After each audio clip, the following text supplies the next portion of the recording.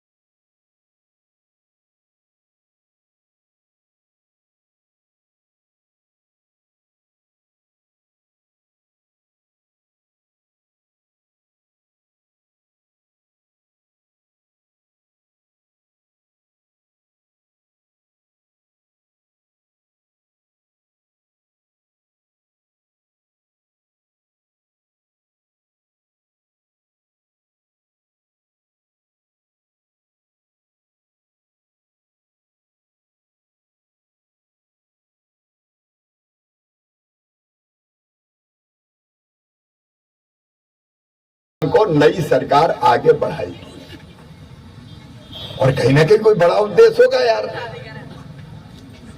कई बार राज तिलक होते होते वनवास भी हो जाता है, लेकिन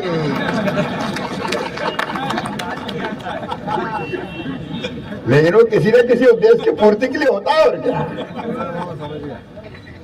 और चिंता मत करना, मेरी जिंदगी आपके लिए है, जनता जनार्दन के लिए है, बेटा बेटियों के लिए है, मेरी बहनों के लिए है। शिवराज सिंह चौहान ने कहा कि मेरी जिंदगी बहनों और बेटियों के लिए है, इसलिए मैं इस धरती पर आया हूँ। आपकी जिंदगी में कोई तकलीफ नहीं होगी और ना होने दूंगा।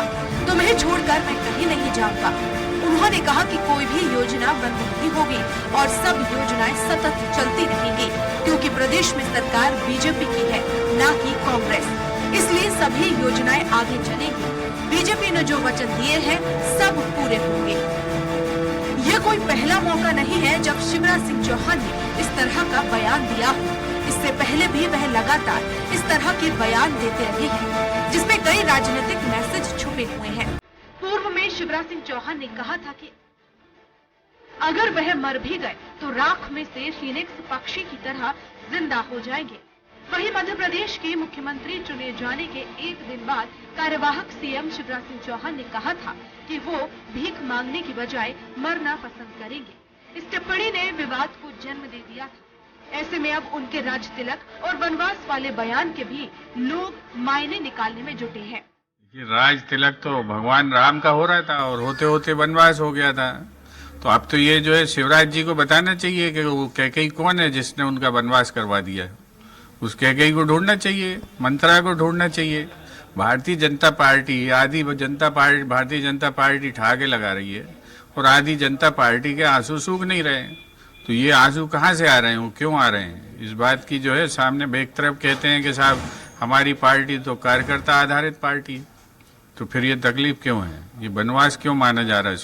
इस पर जो है चर्चा होना चाहिए। और जनता का उत्पीड़न हो रहा है और नेताओं का भी उत्पीड़न हो रहा है। ये भारतीय जनता पार्टी की करतूतें हैं। स्वीकार भी किया जाता है, उस काम में लग भी जाते हैं। कांग्रेस में ये संभव नहीं, इसलिए उनको अटपटा लगता है। नहीं, वो तो सहज रूप से बोलते हैं। शिवराज जी का ने तो 17-18 साल मुख्यमंत्री के रूप में प्रदेश को सेवाएं दी हैं। हमारे वरिष्ठ नेता हैं, पार्टी उनको लगातार हमेशा काम में लगा के रखती है। तो इसलिए इसको जिस ढंग से कांग्रेस देख रही है उस ढंग से हम नहीं देख रहे हैं, ना उनसे उस ढंग से शिवराज जी खुद देख रहे हैं। बहरहाल ये पहला मौका नहीं है जब शिवराज के बयान ने सियासी तूल पकड़ा हो। इससे पहले भी शिवराज के बयानों को याद किया जा रहा है। ऐसे में बड़ा सवाल ये है कि क्या शिवराज सिंह चौहान बयानों के जरिए इशारों में आला कमान को किसी तरह का मैसेज देने का प्रयास कर रहे हैं। ये देखने वाली बात होगी।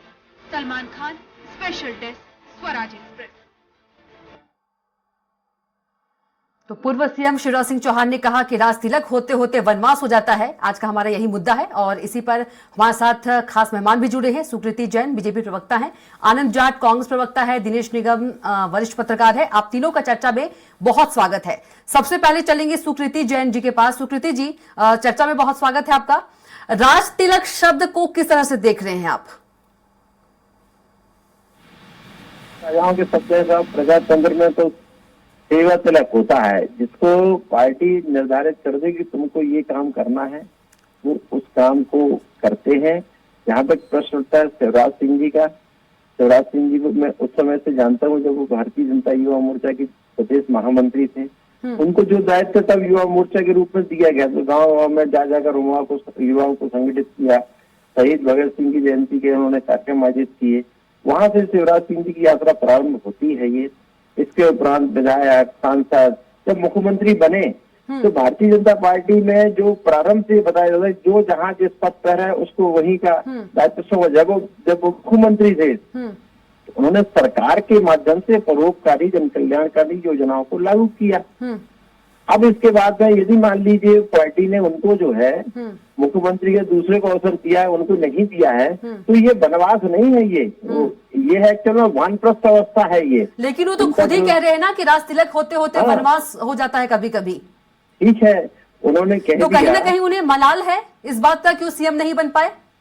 हाँ, हो सकता है उनको इस बात से मलाल हो, लेकिन उनके बारे में उनसे ज्यादा भारतीय जनता पार्टी केंद्रीय नेतृत्व सोचता है कि अब उनके अनुभव का लाभ सरकार के माध्यम से नहीं, समाज के माध्यम से समाज के बीच में जाना चाहिए।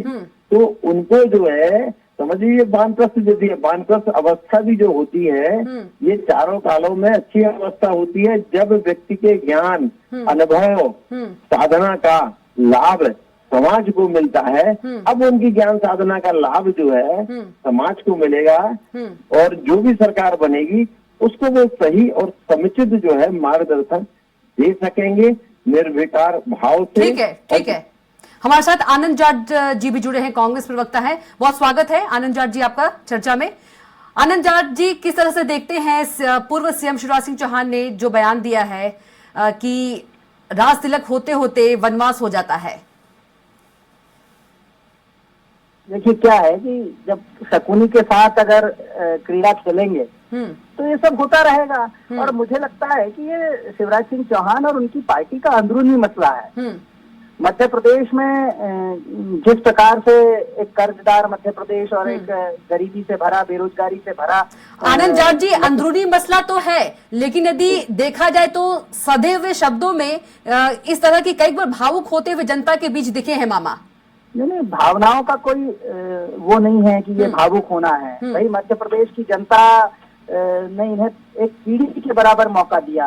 18 साल में एक बच्चा पैदा होकर एडल्ट हो जाता है, वो वयस्क हो जाता है। उतने समय में ये बेरोजगारी दूर नहीं कर पाए मध्य प्रदेश से, गरीबी दूर नहीं कर पाए, तो अब इस भावुकता का क्या अर्थ है? क्या पैमाने हो सकते हैं इन सब चीजों के? ये केवल जो है फिर से ठगने की कोई नई विद्या है।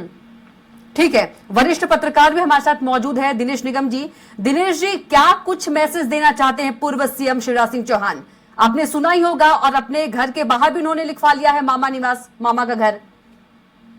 देखिए क्या है कि जो शिवराज जी का स्टेटमेंट है, शिवराज जी ने जो मंच के माध्यम से जिस तरह से भी उन्होंने अपनी बात रखी, तो ये तो स्पष्ट है। मैं आपकी बात से बिल्कुल आपकी बात को आगे बढ़ाता हूँ। आपने एक बात जो कही कि मलाल है, 100% ये दिल में जो उनके आत्मिक मलाल भरा हुआ था वो उभर के निकल करके सामने आया है और वो मंच के माने भाषण के माध्यम से उनके सामने आ गया है। वो उन्होंने अपने पार्टी हाईकमान को 2 तरह के संकेत दिए हैं। एक तो एक उन्होंने इस 2 शब्दों से ये भी संकेत दिया कि आश्वासन तो मुझे दिया गया था, दौड़ धूप मैंने करी, 170 सभाएं मैंने करी, रातों दिन में लगा रहा सरकार बनाने के लिए। और जब सरकार बन गई और मैंने इसलिए दिल्ली दौड़ नहीं लगाई कि आपने मुझे आश्वस्त कर रखा था, है ना। तो और बाद में राष्ट्रीय किसी और का कर दिया आपने जी। तो ये आत्मिक जलान जो उनके अंदर भर गया था, वो देख करके, स्थितियों को देख करके, परिस्थितियों को देख करके, वो उन्होंने मंच के माध्यम से एक बार नहीं अनेकों बार कई जगह उन्होंने तरह तरह के शब्दों का उपयोग करके और अंदर से अपने ढास उन्होंने निकाली है। नंबर 1। नंबर 2 ये है कि भारतीय जनता पार्टी या राजनीति, मैं राजनीति की बात करूं या भारतीय जनता पार्टी की बात, भारतीय जनता पार्टी में किसका वनवास कितने दिन के लिए रहेगा ये सुनिश्चित नहीं होता है। इसके बहुत से उदाहरण आपके सामने हैं, आप लोग देखिए, अटल जी को, आडवाणी जी को देख लीजिए, माफ करिए, आडवाणी जी को देख लीजिए, आप में कल्याण सिंह जी को देख लीजिए, यशवंत सिन्हा जी को देख लीजिए, जसवंत सिंह जी को देख लीजिए, और अपना मध्य प्रदेश में अपनी उमा भारती जी को देख लीजिए। ये कई उदाहरण हैं कि जिनको वनवास दिया गया और उनकी कोई सीमा नहीं रखी गई, है ना। तो शिवराज जी का ये स्पष्ट, एक जो स्पष्ट करना, उनका हाईकमान तक मैसेज देना कि जो भी हुआ अन्यायपूर्ण हुआ है। सरकार के बनाने में योगदान, एक तरह से उन्होंने ये इनडायरेक्ट में उनके संकेत है कि सरकार बनाने में पूरा योगदान तो मैंने रखा, और जो है राज तिलक किसी और का कर दिया गया, है ना। उसमें और एक बात और होती है, अब मैं आपसे बताऊं, जैसे अभी हमारे प्रवक्ता ने कहा कि 18 साल 19 साल शासन में रहे वो, है ना। देखिए क्या होता है कि जब आदमी को किसी बड़े पद का या बड़े पद में ओहदे में पहुंच जाता है और उसको हर तरह की सुख सुविधाएं मिलने लगती है ना, पर उसको अनेक मतलब सुविधाएं, ऐसी सुविधाएं हो जाती है कि वो एक तरह से आलसी हो जाता है। जी। और आलसी होने तो 18 साल जो आदमी मध्य प्रदेश का 18.5 साल मुख्यमंत्री रहा हो, जिसको कभी अपना गिलास उठा के पानी नहीं पीना पड़ा हो, है 4 नौकर आसपास खड़े रहे तो देने के लिए, माइक में भाषण देने के लिए तो मैं जो है हाथ में पकड़ा दिया जाता है। जो मेरे फिर एक मिनट, वो आदमी से आज वंचित, इन सब सुविधाओं से वंचित हो जाता है तो आदमी फ्रस्ट्रेटेड हो जाता है। और इसका सबसे बड़ा उदाहरण उमा भारती जी है। 1 साल रही, लेकिन 1 साल के बाद भी जैसे उनको पद दोबारा नहीं मिला तो कितनी बगावत करी उन्होंने, यहाँ तक कि उन्होंने पार्टी तक दूसरी बनाई। ठीक है, ये होता जी। सुकृति जैन जी, जिस तरह से हम कई बार भावुक होते हुए पूर्व सीएम को देख रहे हैं, और आज जो बयान भी उन्होंने दिया, तो कहीं ना कहीं एक दिल में आस अभी भी जगा हुआ है क्या कि कहीं ना कहीं कुछ बदलाव हो सकता है, कुछ हो सकता है? जैन साहब, एक बहुत व्यवस्थित पार्टी है, ऐसा नहीं है कि शिवराज सिंह जी को विश्वास में नहीं लिया गया होगा। पार्टी इसमें निश्चित रूप से शिवराज जी को विश्वास में लिया गया। जब नड्डा जी से मुलाकात होने के बाद शिवराज जी उनसे मुलाकात करके प्रसन्नता पूर्वक लौटे। 2003 का आपको जिक्र करना चाहूंगा कि जो उमा भारती जी ने मध्य प्रदेश में भारतीय जनता पार्टी सरकार बनाई, सर्वाधिक सभाएं ली थी। उस दौरान उनका स्वास्थ्य भी खराब हो गया था, रीढ़ की हड्डी में दर्द हो गया था, गर्दन में भी दर्द हो गया था। उसके बावजूद भी पार्टी के काम के लिए निरंतर जो है दिन रात एक करके गड्ढों में, दिग्विजय जी की सरकार के गड्ढों में जो है उन्होंने दौरे किए और भारतीय जनता पार्टी सरकार बनाई। जैसा अभी भाई साहब ने कहा कि 1 साल के बाद उमा जी को यहाँ से अलग कर दिया, उनकी नाराजगी रही, नाराजगी व्यक्त कर देने के बाद जब उसको समझ में आया कि नहीं पार्टी सबसे उचित है। लेकिन सुकृति जैन जी, जिस तरह से हम तस्वीरें देखते आ रहे हैं जब से मोहन यादव जी ने जो है प्रदेश संभाली है, कमान उनके हाथों में आया है, तो ऐसा लग रहा है कि परिवर्तन को सीएम शिवराज जी जो है वो स्वीकार नहीं कर पा रहे हैं। हाँ, ये जो है एक भावनात्मक परिस्थितियां होती हैं कि अपने से जूनियर के अंडर में विधायक बनकर रहे, लेकिन मुख्यमंत्री, सफल मुख्यमंत्री, लोकप्रिय मुख्यमंत्री आज भी लाखों करोड़ों महिलाओं के, बहनों के दिलों पर राज करता है एक भाई के रूप में। ये जो है ये किसी को प्राप्त नहीं हुआ है, केवल अटल जी के बाद में आज शिवराज जी को प्राप्त हुआ है। और दूसरी बात क्या है कि शिवराज जी तो शब्दों के जादूगर हैं और अपने जादूगर से और शब्दों से जो है लोगों को रिझा लेते हैं, मनमोह लेते हैं।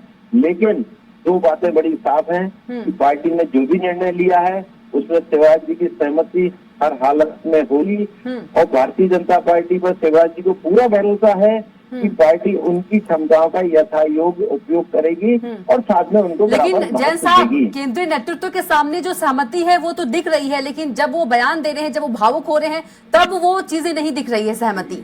हाँ, ये है कि कभी कभी भावनाओं में बहकर, चूंकि शिवराज जी भावुक आदमी है इसलिए भावनाओं अभिव्यक्त कर देते हैं, लेकिन अपनी गलती को भी स्वीकार कर लेते हैं कि हाँ हमसे चूक हो गई। ऐसा कई बार हुआ है। शिवराज जी को व्यक्तिगत रूप से जानता हूँ, बहुत सज्जन आदमी है, परोपकारी हैं, गरीबों के प्रति सद्भाव रखते हैं। निश्चित रूप से आप इसको जो है वनवास ना कहिए, आप इसको वानप्रस्थ कहिए। वानप्रस्थ अवस्था जो होती है जीवन की सर्वश्रेष्ठ अवस्था होती है जहाँ पर ज्ञान, ध्यान, ठीक आध्यात्म, है। सेवा सारा जी। कुछ रहता है। जी, आनंद जाट जी के पास चलेंगे।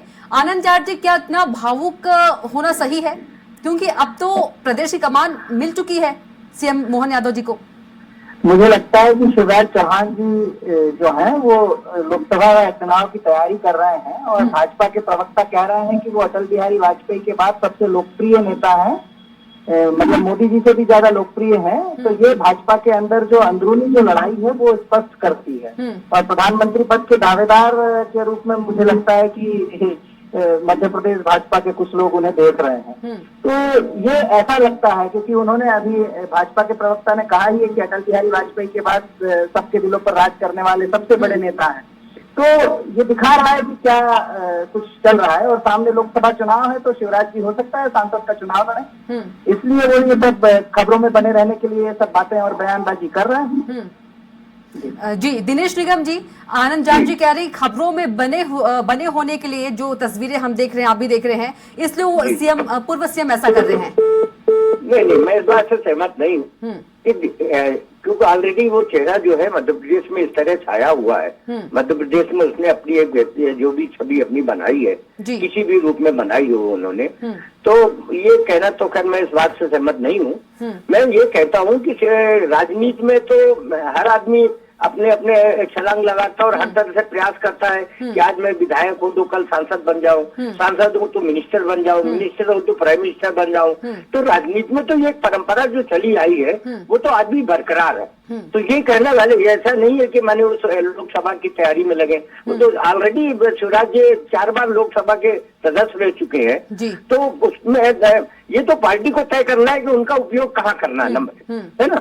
पर मैंने अभी अपने डिबेट में जो आपसे मैंने अभी पहले चर्चा में कहा कि आदमी जब एक सत्ता भोगी हो जाता है और उसके हाथ से कोई चीज छीन ली जाती है तो वो विचलित हो जाता है। आज की स्थिति में कहीं ना कहीं निगम जी, कहीं ना कहीं जो परिवर्तन है उसको स्वीकार नहीं कर पा रहे हैं सीएम शिवराज सिंह चौहान। बिल्कुल बिल्कुल 100% बिल्कुल, ये दो शब्द है, उसका एक अर्थ ये भी है जी, जो मैंने कहा ना कि हाईकमांड को ये संकेत बताना, ये वहां तक मैसेज पहुंचाना, वो एक आप जो कह रही हैं बिल्कुल स्पष्ट, आप बिल्कुल सही कह रही हैं। उसका एक ये भी संकेत है कि वो पचा नहीं पा रहे हैं, बिल्कुल मैंने उस चीज को बर्दाश्त नहीं कर पा रहे हैं। अब किन कारणों से वो उन्होंने चुप्पी साध रखी है, अब ये उन लोगों की क्योंकि यदि हम पिछली दिनेश निगम जी, यदि हम पिछले जो चुनाव है विधानसभा उसकी बात करें, कांग्रेस सरकार गिराकर फिर सीएम बने। जी नहीं, कांग्रेस की सरकार बनाने के बाद भी जब वो सीएम बनाए गए थे तो आपको याद होगा कि मीडिया में एक बहुत कई लोगों के नाम उभर के सामने आए थे, नरेंद्र सिंह तोमर, नरोत्तम मिश्रा, कैलाश विजयवर्गीय जी, और उसके बाद उस समय शिवराज जी का नाम नहीं लिया जा रहा था। अंततः एक मैंने जो मेरी खबर है, मैंने इसको तो हाईलाइट भी किया था, 2-3 चैनलों में मैंने इसको बोला भी था कि ये एक तरह से वहाँ साक्षात्कार हुआ था दिल्ली में और वो साक्षात्कार में ये सारे नेता फेल हो गए थे। उसमें कारण ये था कि शर्त ये रखी गई थी कि जो भी 28-29 बाई इलेक्शन होने हैं उसमें से आपको कम से कम 25 सीटें से ज्यादा जितानी है। ये जितने भी नेता से साक्षात्कार इंटरव्यू हुए जो सीएम के नाम उभरे थे, वो कोई भी उसमें रिस्क लेने के लिए तैयार नहीं था। उन्होंने ये कह दिया था, ये मैंने स्पष्ट किया था, मीडिया में बोल रहा था कई बार, तो उन्होंने ये कहा था। तो फिर आखिरी में ये तय हुआ कि भाई ऐसा कौन आदमी है जो ऐसा इसको फाइट करा सकता है, तो बोले मामा शिवराज, तो शिवराज जी का नाम आया। तो आप भी देखिए कि ऑलरेडी जब उनके पार्टी में इस बात के मतलब की सोच और गंभीरता है कि नहीं शिवराज जी इस मामले को आगे बढ़ा सकते हैं, शिवराज जी इस चीज को फाइट कर सकते हैं, है ना। तो ऐसे आदमी ने, जिस आदमी ने पूरे मेहनत करके सरकार बनाने में एक अहम भूमिका निभाई, मैं ये नहीं कहता हूँ कि इसमें इन्हीं वर्ग की भूमिका है, लेकिन उनका एक इशारा ये है कि मैं नहीं बनाई सरकार, मैं नहीं बनाई, पूरी मेहनत मेरी है ना। और मेरे साथ जो हुआ अन्याय हुआ। जी, सुकृति जैन जी के पास चलेंगे। सुकृति जैन जी, ऐसा तो नहीं है कि केंद्रीय नेतृत्व के सामने जो पूर्व सीएम है शिवराज सिंह चौहान, वो अपनी बातें नहीं रख पाते, इसलिए आम पब्लिक के जरिए जो है अपनी बातें रख देते हैं? नहीं, ऐसा नहीं है, क्योंकि ऐसा एक बार नहीं बहुत बार हो चुका है। शायद वो मैसेज देना चाहते हो, डायरेक्ट नहीं बोल पा रहे हो। समाचार पत्रों में, मीडिया में कुछ इस तरह की खबर भी आती रहती हैं कि भाई वो शिवराज जी से जो है माननीय नरेंद्र मोदी जी नाखुश हैं, लेकिन ऐसा नहीं है। ये भारतीय जनता पार्टी है। भारतीय जनता लेकिन पार्टी सुप्रीति पारिवारिक जैन जी, पृष्ठभूमि की तस्वीरें पार्टी जो मानी है, जाती जो उनके बयान आ रहे हैं, तो कुछ ऐसा ही लग रहा है।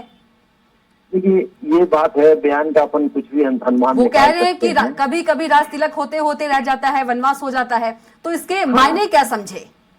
नहीं, ठीक है ना, मायने यही हो जाता सकता है कि ना। वो परिवर्तन स्वीकार नहीं कर रहे हैं, कहीं ना कहीं उनको मलाल है, या कहीं ना कहीं दिल में एक आस है कि अभी भी कुछ बदलाव हो सकता है, क्योंकि नहीं, बयान जी ये तो बहुत अच्छी तरह जानते हैं कि अब बदलाव नहीं होगा, और यदि उनके मन में कहीं कोई ऐसा मलाल है तो वो अभिव्यक्त हुआ। लेकिन एक बात ये भी अपने को ध्यान रखना चाहिए कि जो उमा भारती के परिश्रम के बाद जब शिवराज सिंह जी को मुख्यमंत्री बनाया गया तो उमा जी को भी तो मलाल था ही है, लेकिन उमा जी भी पार्टी लाइन से अलग हट के वापस आ गई थी उसमें। शिवराज सिंह जी भी इस चीज को जानते हैं कि भारतीय जनता पार्टी में व्यक्ति की योग्यता का पूरा मूल्यांकन होता है। यदि मान लीजिए कि मुख्यमंत्री नहीं है तो निश्चित रूप से उनको कोई न कोई उनकी योग्यता अनुसार अवसर दिया जाएगा, और ये अवसर जो है संगठन के रूप में, समाज के निर्माण के रूप में, केंद्र सरकार में। अच्छा सुप्रीति जैन जी, पूर्व सीएम शिवराज जी को ऐसा क्यों लगता है कि उनका वनवास हो गया है? हाँ, ये क्या होता है कि जब परिवेश होता है, परिवेश में जो है जब लोग अपनी बात को, अपनी अपनी भावनाएं व्यक्त करते तो वो मूल इनका जो दृष्टिकोण है मतलब कुछ उस ऐसा हो जाता होगा। लेकिन वो इस बात को बहुत अच्छी तरह जानते हैं कि उनकी क्षमताओं का, योग्यताओं का निश्चित रूप से भारतीय जनता पार्टी मूल्यांकन होगा। वनवास, जैसा भी भाई साहब ने कहा कि वनवास होता है, वापिस खत्म भी हो जाता है। यदि वनवास शब्द का उपयोग करें तो खत्म भी हो सकता है, वानप्रस्थ का उपयोग करें तो वो भी समाज सेवा के लिए है। दोनों चीज के लिए शिवराज जी सहमत हैं, क्योंकि वो भारतीय जनता पार्टी की निष्ठावान कार्यकर्ता है, मुख्यमंत्री बाद में है, पहले कार्यकर्ता है। ठीक है, इसलिए जो समर्पण का भाव है वो पार्टी की सेवा, समाज की सेवा में एकजुट होकर लगा रहेगा, उसमें कहीं कोई संदेह नहीं है। चलिए ठीक है, आप तीनों का बहुत बहुत धन्यवाद चर्चा में शामिल होने के लिए। जी धन्यवाद। फिलहाल के लिए खास पेशकश में इतना ही। आप देखते रहिए स्वराज एक्सप्रेस। नमस्कार।